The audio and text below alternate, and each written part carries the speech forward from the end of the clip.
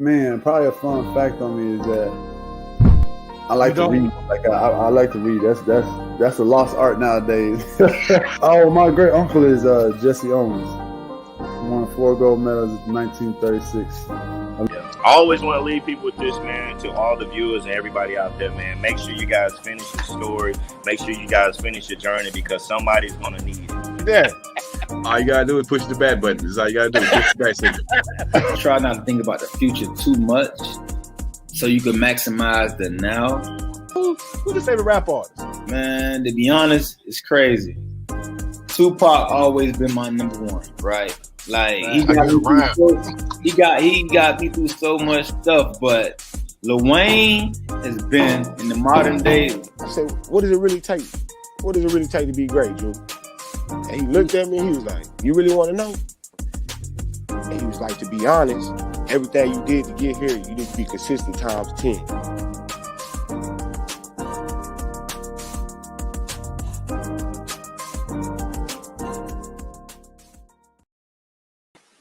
What's up, everybody out there doing tonight? It's your boy, Coach Lee. Welcome to the highly anticipated Versus Show. Man, we've been trying to do this for quite some time, been putting it off. Things happen. But regardless, we're here tonight. This is going to be quite exciting for us. Gets pretty debated, and this actually was a special request from a childhood friend of mine, actually. So, shout out to Tarek, you know what I'm saying? He actually threw this out there. I said, you know what? That's a pretty good idea. So we're going to dive right into this bad boy. And what we're talking about tonight is comparing what some consider the two greatest NBA draft classes of all time. 1984 versus 1996. Some of y'all probably like, might be a couple of you youngins on here like, what? I wouldn't know it's LeBron. Nah, 84, 96. We're going to look at a couple of key categories. We're going to let y'all try to decide, within yourselves on who you might think. I'm just going to throw some facts out there for you tonight. So the first thing that we're actually going to throw out there as far as how we're going to try to rank them and try to dissect which class made the best, the best draft class. First one is going to be by all-star voting.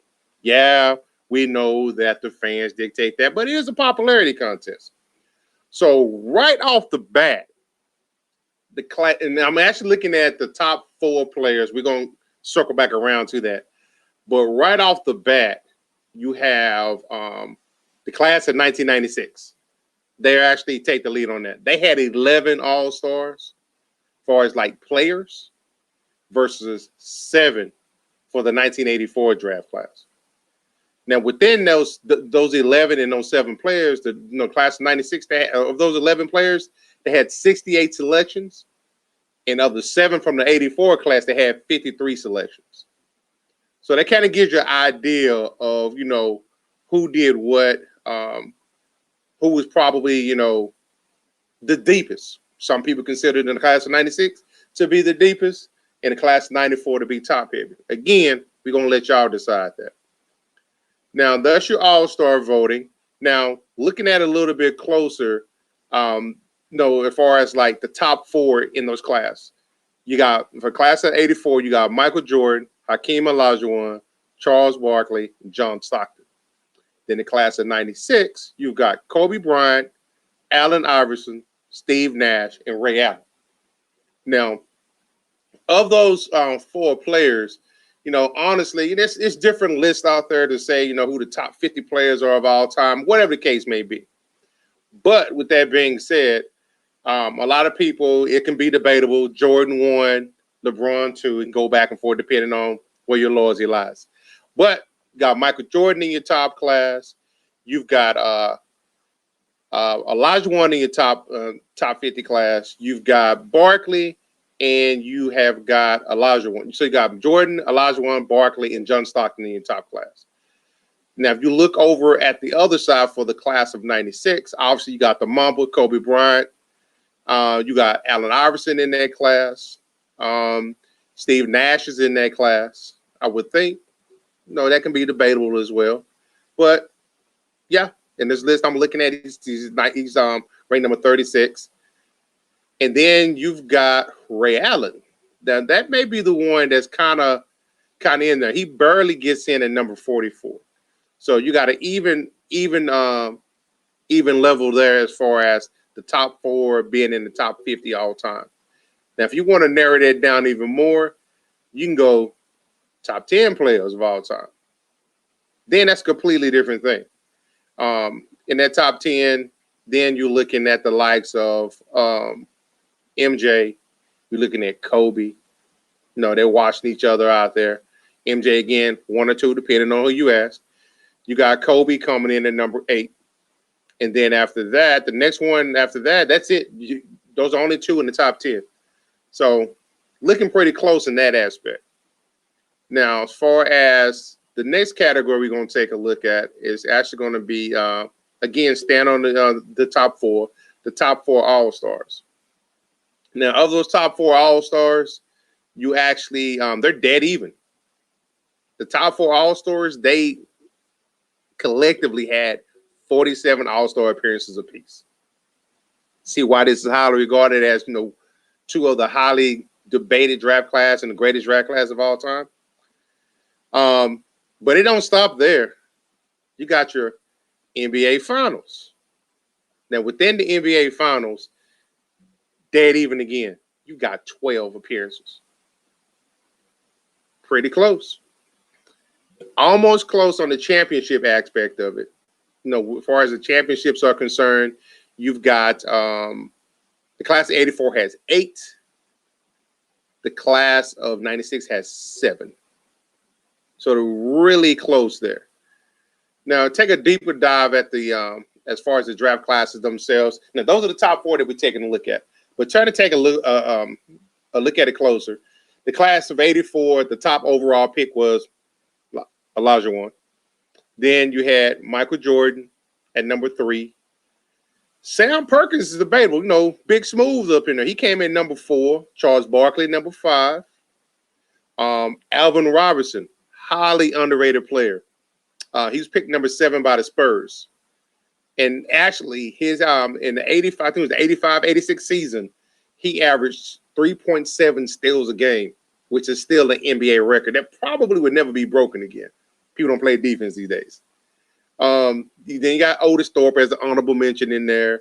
You got Kevin Willis, played forever. I think he played up till he was 44 years old. For you old heads out there, you got Michael Cage, honorable mention. Then you get back John Stockton's at 16. And then that's pretty much about it. Like I said, they're pretty top heavy.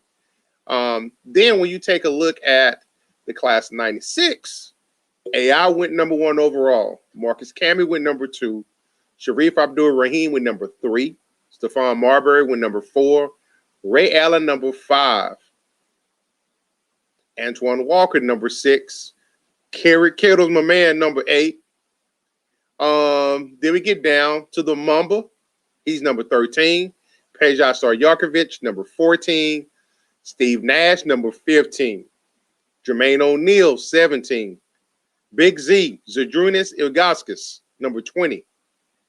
And then that's pretty much it. But they've got an honorable mention. One of the best defensive players of all time, Ben Wallace. They kept, looking at that aspect of it. I'll probably say right now, it looks like the lead is going to the class of 96 as far as them being as deep as they are. 84 is definitely top heavy. Now, we take a look at the numbers a little bit closer. So, as far as the class of 84, looking at some of the all-time,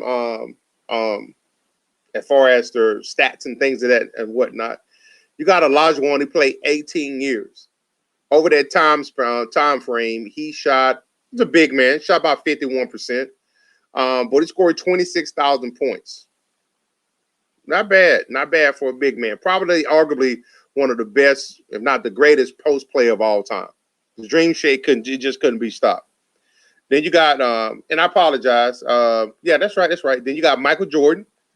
Everybody know who MJ is. Played for 15 years. He scored 32,292 points. Shot 49% from the field. And you got Sam Perkins. He scored 15,000 points. You got Barkley, 23,000 points. Again, Alvin Robinson, arguably probably one of the better defensive players of all time. Not a big scorer, but definitely shut down defensive player. Played 10 years. And with that, that 10-year time frame, he was a defensive force to reckon with. Then Kevin Willis forever. Then you got, after that, probably John Stockton. He scored 19,000 points, but a lot of people consider him as one of the best pure point guards of all time. So, again, not looking too good for the class of 84. 96 is looking like they're more deep. Class of 96, you're looking at, as far as their stats, obviously, you've got AI. He scored 24,000 points. Camby's on the boards. He's all over the place. He averaged 9.8 rebounds a game. Very respectable. Sharif Abdul-Rahim, forgot man, back up in Vancouver when the Grizzlies was still in Canada. He scored 15,000 points. Great all-around player. You got Marbury. He started off hot here. He was part of that the T-Wolves team with KG. They didn't quite do their thing. But if you haven't seen a documentary, there's one on Netflix. He went over to China and became a mega star over there. So he held his own. Everybody know who Ray Allen is. If it came down, you need a shot at the end of the game.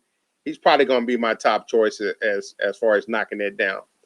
Antoine Walker, very respectable career, 15,000 total points.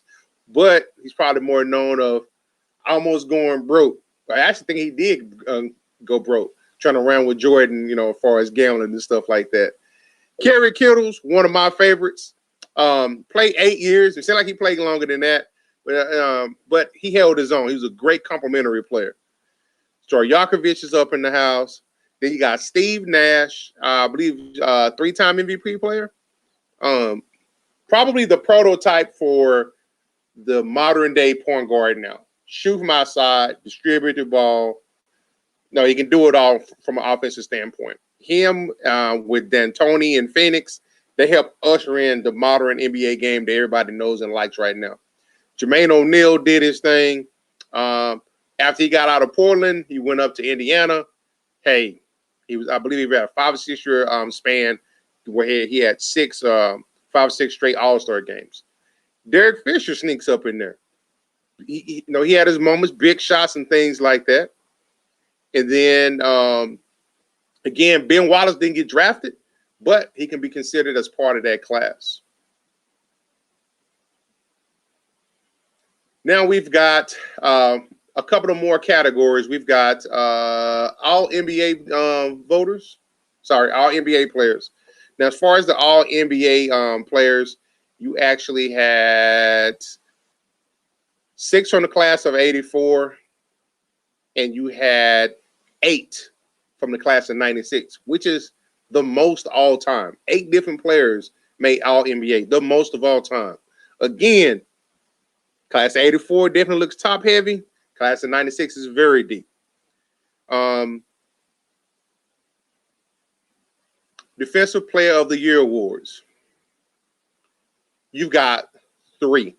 And those 3 came from MJ, Olajuwon, and Alvin Robinson.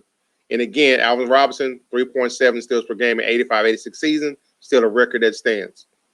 Class of 96, they had 2 Defensive Player of the Year winners, Marcus Camby and Ben Wallace. But Ben Wallace had 4 by himself. Record. Now, the man balled, he balled. He wrecked down in the paint, he did his thing. Now, from a cultural impact standpoint, this is where it gets interesting. A lot of people, everybody know what MJ did for the game. I believe at one point in time, his silhouette was the second most recognizable silhouette in the world behind, I think it was Jesus. So everybody know who MJ is. But if you want to look at the cultural impact of the game, you probably have to give the nod, though, to because of Iverson, Bryant, and Nash. Again, Nash, what he brought to the offensive game from his time in Phoenix, even his time that he was in Dallas. All the wide open offense, fast pace, not even worry about the shot clock, just doing their thing. AI, He was the man. They changed the dress code because of AI. He came in and he represented the youth. He was flashy. He had the cornrows. He had the tattoos. He did his thing. And then you had the mumble. A lot of people, if you're younger, you're gonna do a fadeaway holler Jordan. If you're a recent player, a recent fan, you're gonna fall away and do Bryant. Again, the cultural impact, top heavy. Jordan by himself. 96, Iverson, Bryant, and Nash. Got to get I got to get a Nash, the nod to the class of 96. Rule changes. This was pretty interesting. With the rule changes, the class of 84, Barkley made them implement the 5-second rule because all he would do is just body you up, back you down in the paint, and bang you all the way to the goal. So Barkley made them implement the 5-second rule to get that out of there. Also, the removal of hand checking. Now, it's argued that they took the hand check out because after Jordan, they were trying to find the next Jordan, is what some say. And they took the hand checking out as far as being a defensive tactic so it can open up the game a lot more. So the rule changes, I got to give a nod to them for that because they did usher in the game that we see now. And the final one, the last but not least, this one's pretty cool. So this one is the actual championships. Hey, if you don't win no rings, gotta be plural, can't be one. If you don't win any rings, you actually not considered as a winner in some eyes. You have all the accolades, all the awards, but you ain't got them, that bling on your finger. You ain't hoisting that O'Brien trophy. You're not doing your thing. Obviously, with the championships, the class of 84 won 6 of those. 8. Won 8 of those, with 6 by MJ and 2 by Elijah Warren. And then the class of 96 had 7. 5 by Kobe, 2 by Ray Allen. So at the end of the day, if you're looking at all the aspects of it, I got to honestly say, going into this, before I started diving into the information, I was old head, class of 84. You can't go wrong with Jordan. Big Jordan fan growing up.